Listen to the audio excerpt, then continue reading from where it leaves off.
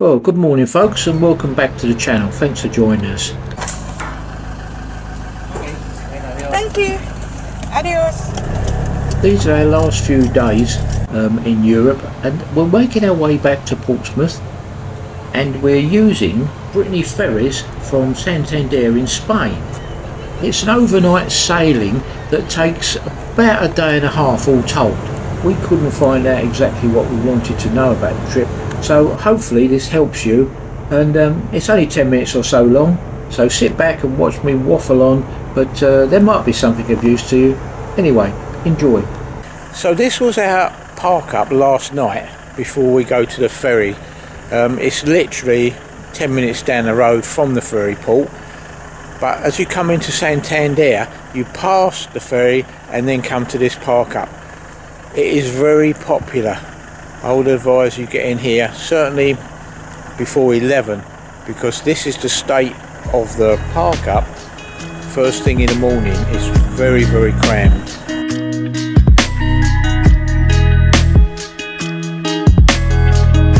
As you're driving in, you're driving along like a little dual carriageway bit, and then you'll see this big silver building, stainless steel building on your right. It's a sports arena and museum, very big, you can't miss it. So you see that on your right, you turn first right at the roundabout, then go about 100 yards and first right again, and you're at this main road that leads you, it's a one-way system that leads you right up to the air and the parking point.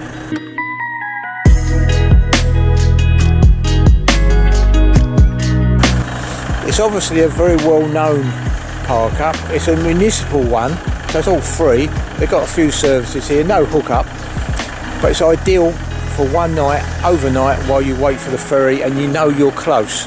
Now trust me when I say get here early, this is the morning rush and the only time that you'll get a space. If you get here earlier on during the day, you can make a full day of it. You take a wander down past that silver building and go a bit further, about a 20-minute walk, and there's a lovely beach with cafes and restaurants and bars, and it's got a really nice vibe. So that's well worth considering. We got here about midday and we took a stroll down there, and it was really good.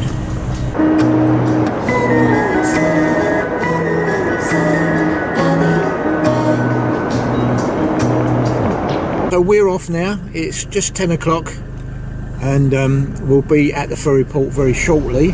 Now when you get to the actual ferry port itself, go through the little gate. There's only one. Do a left, and about 100 yards in front of you is the main check-in.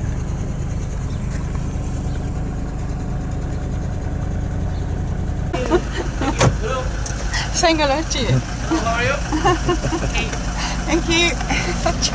At this point you'll have your van searched by the customs. It's perfectly normal. They normally pop inside, have a quick look around, and that's it. They also give you another boarding pass, but this one you stick to your window screen or when you're being loaded onto the ferry. So they give you an allocated lane. You just mosey on down, park behind all the rest, turn your van off and wait. And from here is where you get loaded onto the ferry. Get close to the screen if you can.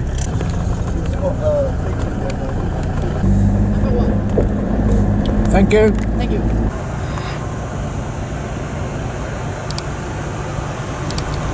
So this is right before you actually board the ship. You get a couple of these tickets from the first passport lady. They're your boarding pass and your cabin door key if you've booked a cabin.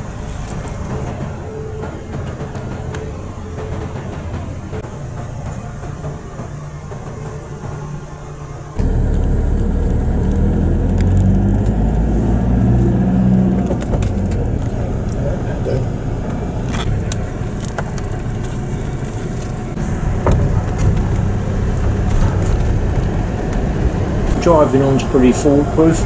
Just follow the little men with their pointy sticks. But when you get here, take exactly what you need, because they won't let you back up on the van. And then remember your floor number and the floor colour. That's very important, especially when it comes to the big panic of getting off. All the floors and the rooms are easy to find. There's plenty of signage. Use your boarding pass door entry key and you're in, you're home. You've at your little cabin. We booked a standard cabin, which is a 4-berth. And they're very nice, very compact bathroom, shower, toilet, etc. You've got all what you need.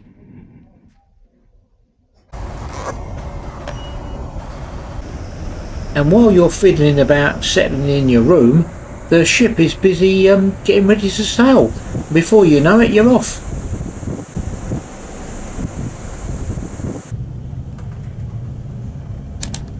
Pretty much everything is based around the main atrium area, and it's well signposted to, they call it the public area.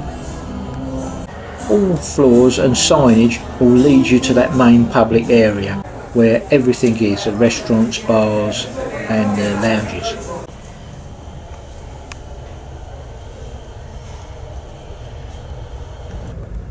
They seem to accommodate all types of travellers, and this was a sleep lounge, a private lounge for non-cabin travellers.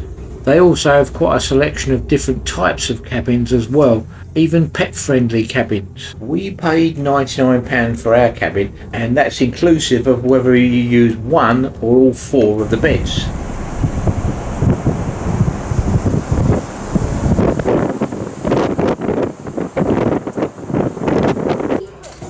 This seems to be the most popular place to hang out. It's in the centre of the boat, other than going up on deck, of course. And they sell all sorts of drinks and snacks.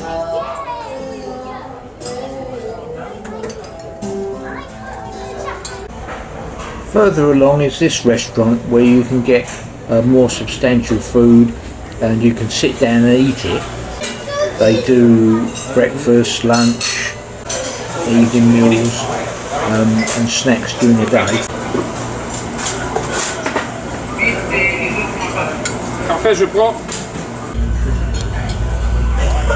So the breakfast you get here is actually very good.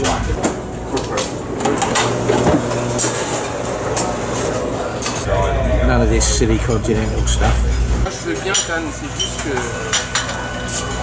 The breakfast room also serves as the same room that you would get your snacks and evening meal. Pretty big. You've got window seats and everything where you can look out at the sea.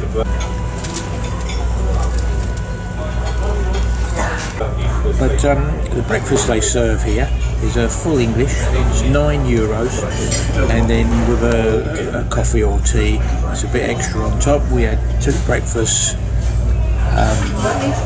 1 coffee and 1 roll and butter. They come to €21, so it's pretty reasonable. Further along the ship towards the pointy end, there's this quiet lounge, which is very nice, very relaxing. It leads on to what they call the Sea Lounge or Commodore Lounge, and the best way to find out about this is to go on their website, because there's lots of computations about how much it costs and what you get free. For example, if you booked a deluxe cabin, you get complimentary entry, or if you buy a pass, an entry pass on board, sometimes that's cheaper as well. So you've got to suss it out, what works right for you and what's the best value at the time. There's 2 main decks here, deck 7, deck 8. This is deck 8, and in the daytime they have some entertainment, which is quite nice. There's loads of people sitting in the bars, drinking and eating snacks.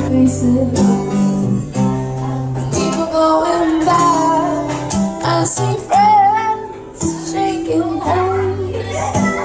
And just listening to music and relaxing, really. So it's very nice.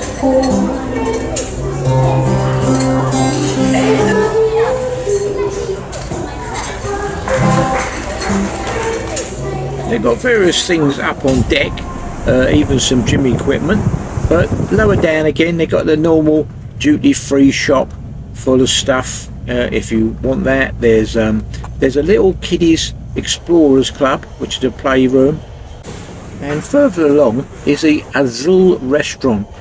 This is the main restaurant for the ship, and it's very nice. We had an evening meal in there, and it was about £60, including some drinks. They have a good selection of help yourself type of food, as well as a chef's menu, and cakes and patisseries. It's at the pointy end of the ship again, and you get a nice view over the front as you're going along. So we'd probably recommend that one. And that just about concludes everything for this video, folks. The getting off procedure, very straightforward. You just follow the car in front of you and follow the little man with his light as he directs you to customs. You'll have someone check your vehicle, obviously, and away you go. So that's it, really. Thanks for watching. Take care. Stay safe. See you on the next video.